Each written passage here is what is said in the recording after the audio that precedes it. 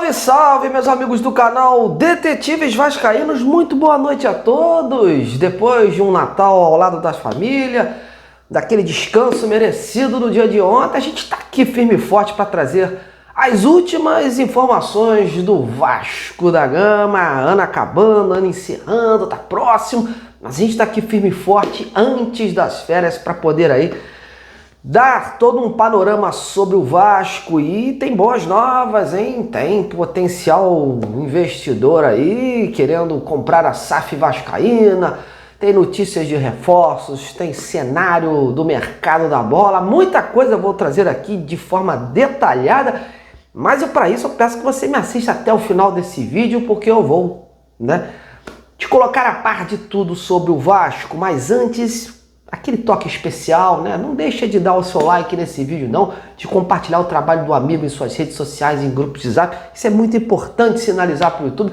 e fazer a gente crescer cada vez mais. Vamos lá, gente, vamos se inscrever no canal, a gente está precisando de muito mais inscritos para fazer os detetives virar uma referência em matéria de jornalismo sobre o Vasco no YouTube. Eu conto com você. Bom, vamos começar esse boletim de hoje falando do assunto que movimentou o noticiário do Vasco no dia de Natal: a possível venda da SAF para o filho do dono da Crefisa.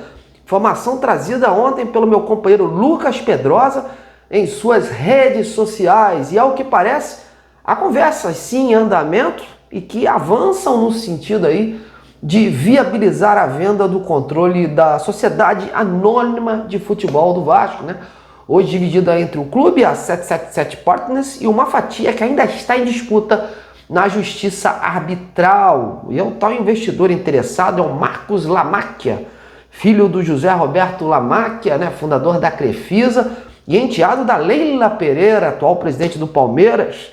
Ele é empresário do ramo financeiro, tem 47 anos e nasceu do casamento do Lamáquia, com a Júnia Faria, que é filha e herdeiro do banqueiro Aloysio de Andrade, bilionário conhecido aí, fundador dos bancos Real e Alfa, já falecido. Em 2004 a 2009, o Marcos chegou a atuar como diretor da Crefisa, mas ele se consolidou mesmo em 2008, onde ele criou a Blue Star, uma empresa de consultoria financeira e de investimentos com sede lá em São Paulo, onde tem a sua mãe, inclusive, como uma das sócias do negócio. O atual interessado pela SAF, meus amigos, é meio distante dos holofotes do futebol e por isso mantém os seus negócios controlados mesmo no setor de investimentos. Ou seja, a carreira dele não tem qualquer ligação com a Crefisa em termos de negócio. A Crefisa que hoje é a patrocinadora lá, oficial do Palmeiras. Então ele é independente disso. As últimas informações dão conta de que há uma discussão em torno de um investimento, cerca aí de 2 milhões de reais nos próximos 5 anos. No caso, o empresário compraria cerca de 70% a 90% da SAF e o resto seguiria com a associação que hoje está comandando aí o futebol de forma interina. Vale destacar que o Vasco vendeu a SAF em 2022 para a 777 Partners, Deu aquele rebuliço. O futebol saiu das mãos da empresa americana por meio da justiça, como vocês sabem, no mês de 2024. E não houve outra venda desde então. Então hoje os 30% da SAF do Vasco pertence ao clube associativo, outros 31% estão nas mãos da 777, empresa afastada, e os 39% restantes estão em disputa, em um processo de arbitragem. E para que essa parte nova aí seja negociada, seria necessário um acordo ou uma decisão judicial favorável ao Vasco. Aí que pode fazer com que haja uma certa demora nesse processo. Porque em se tratando de justiça, tudo pode acontecer. Ainda mais quando envolvem saídas polêmicas dentro de uma sociedade, como aconteceu aí com a 777. E o presidente Pedrinho, que hoje é o mais entusiasta aí pelo nome do Marco Lamáquia, vê nesse contexto um nome forte para consolidar as finanças do clube, que estão ruins, já que ele poderia unir aquela sua vasta experiência do mercado financeiro que ele tem àquele ambiente mais empresarial do futebol brasileiro hoje, e dar liga no negócio. As conversas vêm acontecendo, vêm progredindo, mas é como eu falei, ainda não se tem um acordo aí firmado, pois é um processo moroso que envolve garantias, memorandos e decisões judiciais. Mas acredita-se aí nos bastidores que até o primeiro trimestre de 2026 a gente pode ter aí um acordo resolvido nessa questão. Enfim, para um assunto que estava parado, sem novidades, pode ser sim considerado uma boa nova. Naquela época do tal grego, né, havia muitas situações fictícias e nada vingou. O próprio presidente Pedrinho, na época, negava as notícias que indicavam reuniões com Marinakis, martelo batido, entre outras coisas. E dessa vez o Pedrinho está meio que em silêncio, né? Também não quer se expor ao seu último ano à frente do Vasco como presidente. O mandato acaba no final do próximo ano. Até rolou uma notícia de que o Pedrinho não quer concorrer à reeleição pelo desgaste do cenário, por pressão familiar também, mas isso ainda não tem um martelo batido, digamos assim, porque em se tratando de política do Vasco, meus amigos, tudo pode acontecer. Mas, de qualquer forma, a notícia é essa. A gente já tem um novo investidor interessado na SAF e veremos se realmente isso aí vai dar certo, vai dar caldo, né? Ou vai virar aquela novela mexicana. E você está esperançoso que dessa vez a SAF vascaína seja realmente vendida? Então comente e participe.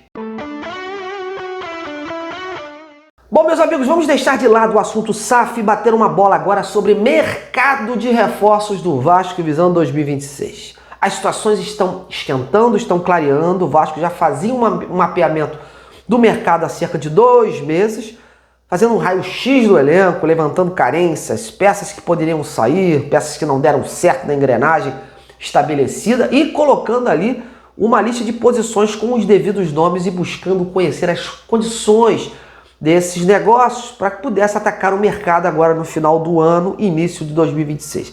A instabilidade do Campeonato Brasileiro, aliado ali aqueles jogos decisivos, né, jogos finais da Copa do Brasil, deram uma certa pausa nessa situação, mas a coisa voltou a fluir com mais força agora. Admar Lopes, Felipe e o Fernando Diniz estão trabalhando em sincronia. O português mapeia os nomes com o Felipe, com o scout do Vasco, né, e o diretor técnico Felipe, e todos esses nomes eles passam pela aprovação do Fernando Diniz, que é o cara que vai comandar o time nas 4 linhas. E todo treinador gosta também de participar da formatação do elenco para que possa assumir a responsabilidade pelos resultados e qualificar o seu trabalho. Hoje o Vasco não tem recurso suficiente para pagar salários vultuosos ou adquirir jogador em definitivo pagando ali milhões e milhões. O próprio Diniz deixou claro isso na última coletiva. Para isso, o clube deve seguir ali apostando naquele modelo de contratações que realizou na segunda janela, né? Ou seja, por empréstimo, com obrigação ou opção de compra, ou algo relacionado a metas. Há uma prioridade em alguns setores. Isso não quer dizer que o clube não vá se reforçar em outras posições, né? Volante, zagueiro e um atacante que possa atuar ali nos dois lados de campo, né, nas duas pontas, são hoje as prioridades em termos de reforço. Mas a diretoria está de olho também no meia e no centroavante, o cara mais fixo da área. Seriam reforços complementares onde encaixaria aí nas oportunidades de mercado. Em relação ao perfil desses atletas, além, claro, com potencial de revenda e que esteja buscando novos ares, jogadores com valor para agregar ao elenco do Vasco.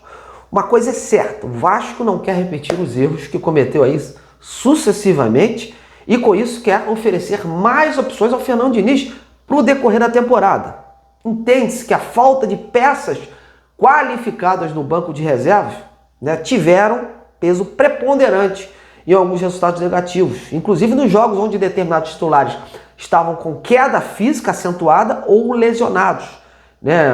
Não havia aqueles jogadores que poderiam entrar e manter a qualidade. Enfim, como eu venho falando, até a primeira semana de janeiro ou até a representação do Vasco, os primeiros nomes poderão pintar por aí. Inclusive alguns vêm saindo aí, como do zagueiro William Machado do Ceará, do volante Pierre, hoje no Fortaleza, do atacante Breno Lopes, também do Fortaleza, e do atacante Gabriel Taliari, o artilheiro do Juventude. Mas por hora nenhuma avanço assim significativo. Inclusive eu falei hoje com o presidente do Juventude, o senhor Fábio Pisamiglio, né, que revelou não ter recebido ainda nenhum contato do Vasco com vistas ao seu atacante, o Gabriel Taliari. Então, nas próximas horas, as coisas vão começar a se intensificar pelos nomes em pauta, até porque o Vasco procura primeiro o staff do atleta com essas condições de negócio e agradando, aí vai em busca do clube para negociar. Muitas dessas sondagens vêm ocorrendo dessa forma. A única que já ocorreu entre clubes foi com o Rohan Rojas, colombiano aí do Monterrey do México, né? Mas por hora nenhuma evolução aparente sobre a proposta apresentada, já que tem também outros clubes no negócio. A gente que é jornalista e trabalha com a notícia também tem que ter responsabilidade nessa hora, não é sair dando uma série de nomes, posições ou indicando interesse em A ou B só para dar uma notícia, né? Encher linguiça. Notícia é algo muito sério, porque é a reputação do nosso trabalho que está em jogo.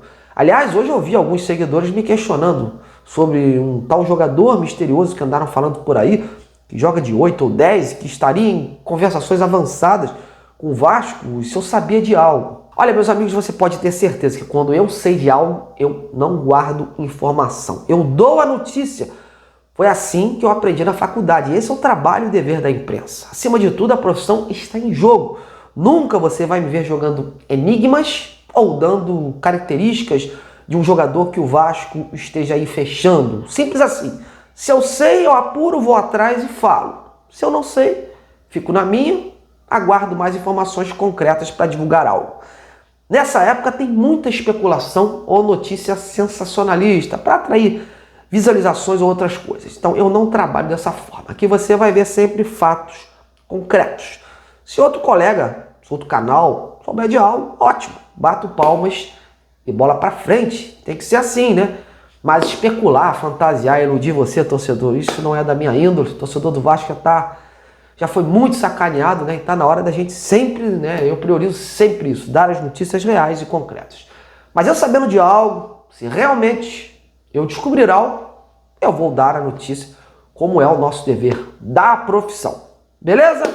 Bom, meus amigos, então comente suas expectativas sobre o mercado da bola do Vasco aí. Tá esperançoso por grandes jogadores ou jogadores medianos? Então comente, participe. Grande abraço, em breve a gente se volta. Até lá!